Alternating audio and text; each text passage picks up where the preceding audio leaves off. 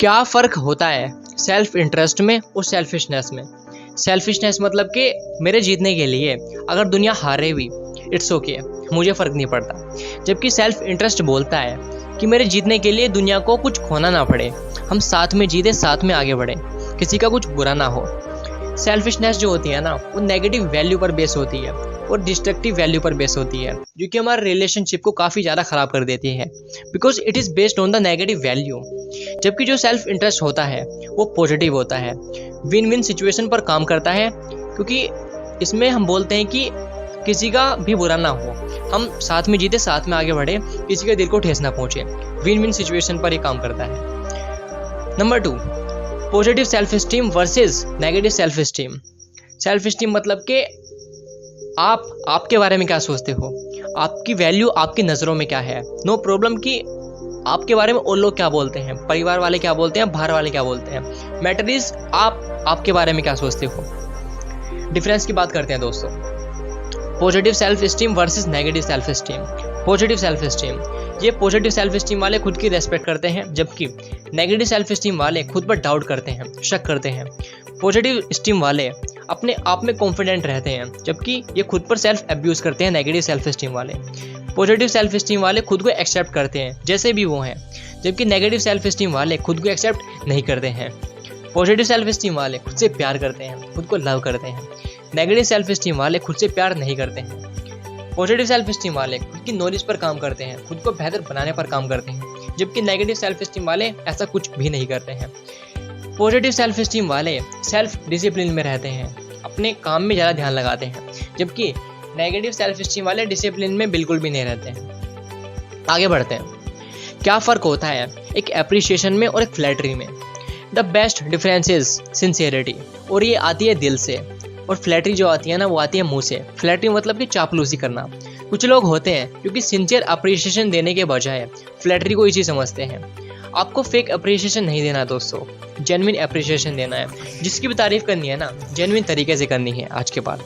For example, कुछ लोग thank you तो बोलते हैं, लेकिन वो केवल थैंक यू बोलते हैं केवल बोलने के लिए, जबकि कुछ लोग ऐसे भी होते हैं जो कि जेन्युइन तरीके से थैंक यू बोलते हैं, अपने दिल से थैंक यू बोलते हैं। आप इनमें से कौन से हो, कमेंट करके ज़रूर बताना। नंबर 4, क्या फ़र्क होता है एक आर्ग्यूमेंट में और एक डिस्कशन में? क्या आपने देखा है कुछ लोग होते हैं जो कि आर्ग्यूमेंटेटिव पर्सनैलिटी के होते हैं, ये बिहेवियर उनके अंदर से नेचुरली निकलता है। आर्ग्यूमेंट को लेकर के एक फैक्ट जो कि आपके साथ शेयर करता हूँ, जो कि आपके लाइफ में काफ़ी इंपॉर्टेंट रोल अदा करेगा। That is, an argument is one thing you will never ever win. If you win you lose, and if you lose you lose. आप आर्ग्यूमेंट को जीत ही नहीं सकते हो, और आप जीत भी जाओगे ना, तो जीतने के बाद आपको उसकी इतनी कीमत चुकानी पड़ेगी जितनी आप हारने के बाद भी नहीं चुका सकते थे। किसी भी आर्ग्यूमेंट को जीतने के लिए एक बेस्ट गोल्डन रूल है, और वो है जितना भी हो सके उस आर्ग्यूमेंट को अवॉइड करने की कोशिश करो, उसे टालने की कोशिश करो जितना भी हो सके। जब आप आर्ग्यूमेंट वाली स्टेज से बाहर आते हो, तब आप आते हो डिस्कशन वाली फेज में। आर्ग्यूमेंट कुछ ऐसा है, यानी कि आपके ईगो की और सामने वाले के ईगो की एक तरीके से लड़ाई है। आर्ग्यूमेंट में आप प्रूफ करना चाहते हो कि कौन सही है, जबकि आपको प्रूफ करना चाहिए कि क्या सही है। जब आप आर्ग्यूमेंट में होते हो तो आपके पास 4 चॉइसेस होती है, 2 is bad and 2 is good. Bad choices कौन कौन सी होती है? पहले तो यह है कि आप सामने वाले को प्रूफ कर दो कि भाई तू गलत है किसी भी तरीके से, और दूसरी चॉइस ये है कि आप सिर्फ बहस करते रहो, वो अपनी गाता रहेगा, आप अपनी गाते रहना। दोनों ही चॉइस खराब है। और अब बात करता हूँ कि कौन सी बेस्ट चॉइस है जो कि आप फॉलो कर सकते हो दोस्तों। फर्स्ट ऑफ ऑल तो ये है कि आप उसको अवॉइड करो जितना हो सके, और दूसरी ये है कि आर्ग्यूमेंट करने के बजाय उस सिचुएशन को डिस्कस करो। डिस्कशन इज बेस्ट दोस्तों। अभी आपके साथ एक काफ़ी इंटरेस्टिंग चीज़ होने वाली है। अपनी आंखें बंद करिए और आंखें बंद करके इमेजिन करिए कि अभी आपके पास में जो कुछ भी है, आपके पास में आपके माता पिता है, आपके पास में आपके भाई बहन है, या फिर हर वो चीज़ जिससे कि आप प्यार करते हैं, वो घर भी हो सकता है। अब ऐसा इमेजिन करिए कि अगले दिन आपके पास में जो कुछ भी था वो नहीं है, वो आपसे छीन लिया गया है, और अब आप भगवान से प्रार्थना कर रहे हो कि भगवान जो कुछ भी मेरे पास था वो सब मुझे वापस लौटा दीजिए। और भगवान आपकी ये बात सुन भी लेते हैं। अब अपनी आंखें खोलिए। That is the power of gratitude. दोस्तों मैं तो आपसे यही कहूँगा कि आपके पास में जो कुछ भी है ना, उसके लिए थैंकफुल रहिए, क्योंकि आप अभी जहाँ हो काफ़ी सारे लोग वहाँ पर पहुँचना चाहते हैं, उनके पास वो चीज़ नहीं है। आप अपने आप में एक यूनिक पर्सनैलिटी हो, आप जैसा इस दुनिया में कोई भी नहीं है। क्या फ़र्क होता है एक फिक्स माइंडसेट में और एक ग्रोथ माइंडसेट में? एक फिक्स माइंडसेट का बंदा समझता है कि जो टैलेंट होता है ना, वो बचपन से ही बच्चे के साथ में आता है जब वो पैदा होता है। लेकिन दोस्तों ऐसा बिल्कुल नहीं है। ग्रोथ माइंडसेट के बंदे सोचते हैं कि समय के साथ में मैं टैलेंट को भी बीट कर सकता हूँ, अपनी मेहनत करके, कोशिश करके, एफर्ट मार के।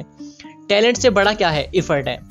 फिक्स माइंडसेट के बंदे कुछ सीखना ही नहीं चाहते हैं, वो बहुत जल्दी हार मान जाते हैं। जबकि ग्रोथ माइंडसेट के बंदे कोशिश करते हैं, मेहनत करते हैं, एफर्ट मारते हैं, लगातार चैलेंजेस को फेस करते हैं, क्योंकि वो जानते हैं अगर मैं चैलेंज को फेस करूंगा तो मेरी स्ट्रेंथ बढ़ेगी, मुझे कुछ सीखने को मिलेगा, मजा आएगा। फिक्स माइंडसेट वाले लोग सोचते हैं कि लोग मेरे बारे में क्या कहेंगे, जबकि ग्रोथ माइंडसेट वाले का कोई फर्क ही नहीं पड़ता है कि लोग क्या कहेंगे। लोगों को कहने दो जो लोग कहते हैं, क्योंकि वो उनकी सोच है, वो मेरी सोच नहीं है। फॉर एग्जाम्पल, मान लो कि कोई स्टूडेंट है जिसे क्लास में कुछ सवाल दिया गया करने के लिए। अब अगर वो इसे नहीं कर पाता है और अगर वो फिक्स माइंडसेट का है, तो वो समझेगा कि लोग मेरे बारे में क्या सोचेंगे, मेरे बारे में प्रोफेसर क्या बोलेंगे, सर क्या बोलेंगे अगर मैं नहीं कर पाया तो।